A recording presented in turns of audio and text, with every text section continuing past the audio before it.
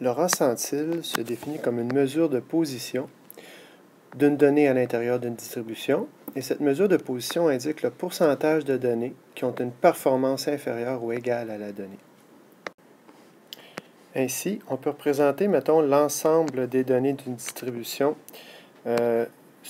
sur une droite en la séparant 99 fois, ce qui va faire 100 petits groupes ou petites parties de 1%.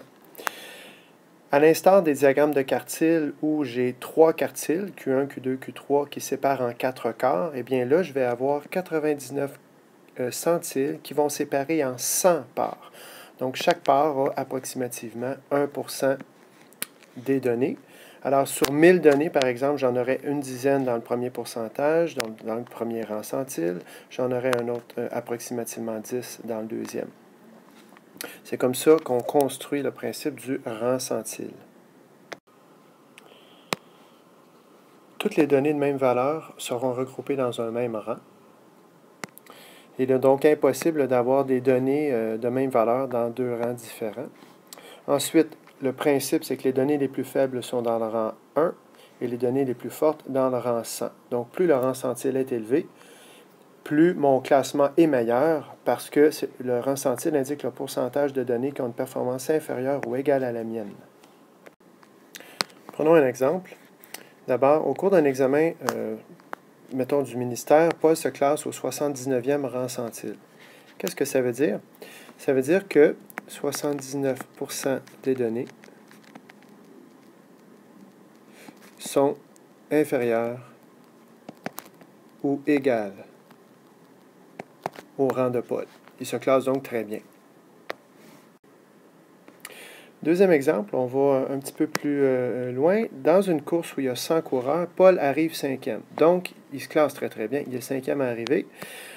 Ce qu'on va regarder pour calculer son rang centile, c'est qu'il y a 95 coureurs moins bons,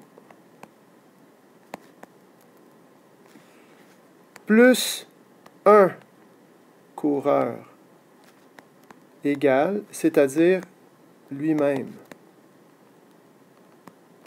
Pourquoi lui-même? Parce que je rappelle que c'est le nombre de données qui ont une performance inférieure ou égale. Ce qui fait donc que son rang centile va être égal à 96.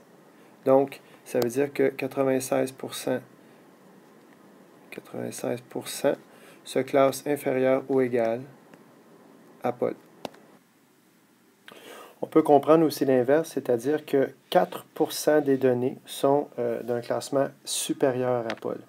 Alors, ça s'applique dans n'importe quel cas. Si je sais que Paul se classe au 79e rang centile, dans ce cas-ci, mais ça veut dire que 21% des élèves performent mieux que Paul. On peut l'ajouter, donc 21% des élèves performent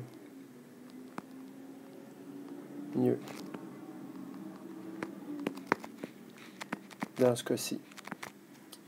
Voilà, dans les prochaines capsules, des formules pour calculer le rang centile d'une donnée.